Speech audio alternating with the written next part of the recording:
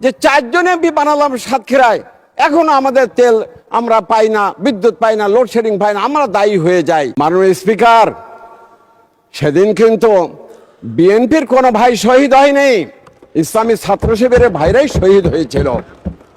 আজকে যে বন্ধুরা কটাক্ষ করছেন, নির্মূল করার কথা বলছেন, তারা কি একটু অতীতের ইতিহাসটা দেখবেন না?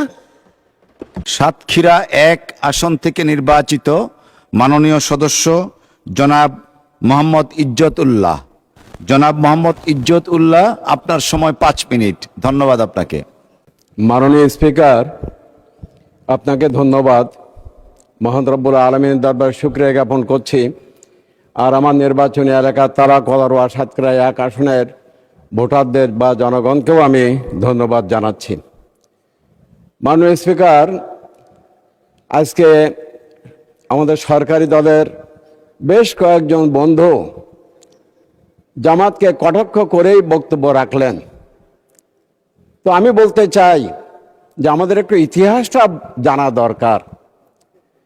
মাননীয় স্পিকার, প্রেসিডেন্ট জিয়াউর রহমান সাহেবের নির্বাচনে কিন্তু জামাত ইসলামী ভোট দিয়ে সহযোগিতা করেছিল। গণভোট। মাননীয় স্পিকার, এরশাদ বিরোধী আন্দোলনে বিএনপির পাশাপাশি জামাত ইসলামও শরিক ছিল। 91 সালে বিএনপি তো জামাতের সমর্থন নিয়েই তো সরকার গঠন করলো। মাননীয় স্পিকার, কটাক্ষ করার কি আছে? যদি এতই আমরা খারাপ হই, তাহলে সেদিন তারা এ সমর্থন চাইলেন কেন? 99 সালে যখন বাংলাদেশের 4 দলীয় জোট গঠন হলো, একসঙ্গে আন্দোলন, একসঙ্গে নির্বাচন, একসঙ্গে সরকার গঠন, তখন জামাত ইসলামী কি খুব ভালো হয়ে গিয়েছিল আর এখন খুব খারাপ হয়ে গেল? আপনারা দুইজন আমাদের 2 দায়িত্বশীলকে মন্ত্রী বানালেন কেন? 3টা মন্ত্রিত্ব দিয়েছিলেন বেগম খালেদা জিয়া। শুধু তাই না, 2008 সালে একসঙ্গে আমরা নির্বাচন করছি। 2001 সালে তো করছি, 8 সালে করছি, 18 সালেও করছি। 18 সালে তো ধানের প্রতীক জামাত ইসলামী নিয়েই তো আমরা একসঙ্গে ইলেকশন করেছিলাম।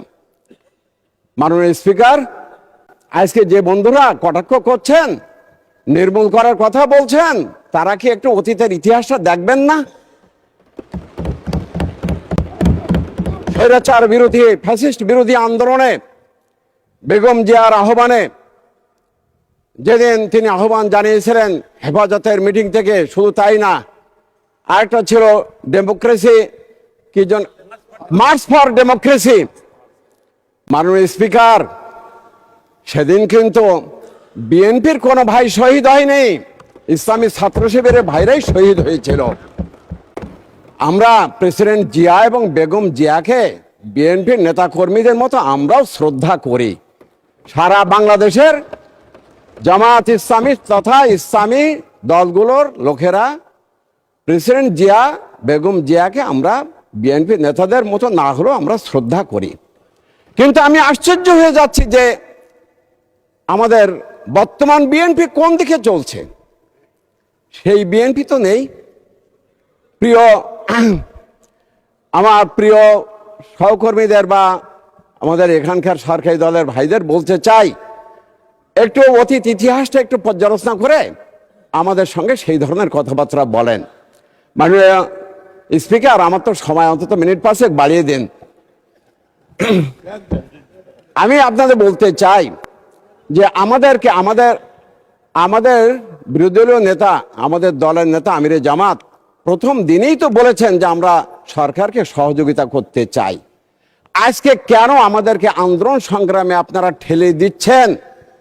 আজকে গণভোটের দাবিতে কেন আমাদেরকে লড়াই সংগ্রাম করতে হচ্ছে? আমাদের তো সেই দিনের কথা মনে করে আতঙ্কিত হচ্ছে যে আমাদেরকে 91 সালেও এইভাবেই আমাদের আন্দোলন সংগ্রামে ঠেলে দেওয়া হয়েছিল। মাননীয় স্পিকার, সেদিন কিন্তু বিএনপি কিন্তু সেই তত্ত্বাবধায়ক সরকার কিন্তু নিজেরাই পাশ করেছিল। আমাদেরকে আবার সেই আন্দোলন সংগ্রামে ঠেলে দিয়ে একদিন না একদিন আপনারা এই গণভোট, যেটা জনগণ 70% ভোট দিয়ে পাশ করলো, সেইটা আপনারা বাস্তবায়ন করবেন না, আর আপনারা বলছেন যে আমরা অক্ষরে অক্ষরে জুলাই সনদ বাস্তবায়ন করব। জনগণ কি তা বিশ্বাস করতে পারে? প্রিয় প্রিয় ভাইদের দৃষ্টি আমি আকর্ষণ করব, মানুষের আস্থা অর্জন করার মতন কথা আপনারা বলেন। যে জনগণ 70 ভাগ ভোট দিল তাদের সেই জনভোটের ব্যাপারে কথা নেই, আপনারা জুলাই সনদের ব্যাপারে আপনারা অঙ্গীকার করছেন। এটা তো মানুষ তো বিশ্বাস করবে কি করে? মাননীয় স্পিকার, এবার আমার এলাকার একটু কথা বলি। সময় বাড়িয়ে দেন, একটু অন্তত মিনিট 5 বাড়িয়ে দেন মাননীয় স্পিকার।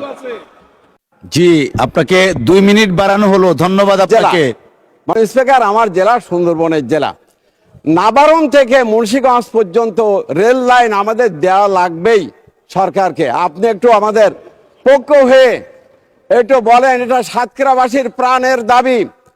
আপনারা ঢাকা থেকে একেবারে সুন্দরবনে রেল লাইনে অল্প ভাড়ায় একেবারে চলে যেতে পারবেন। আমাদের এই পর্যটন, তারপরে সেখানকার যে সবজি মাছ, নিশ্চয়ই আপনারা জানেন যে সাতক্ষীরা হলো মাছের রাজা, আমের রাজা।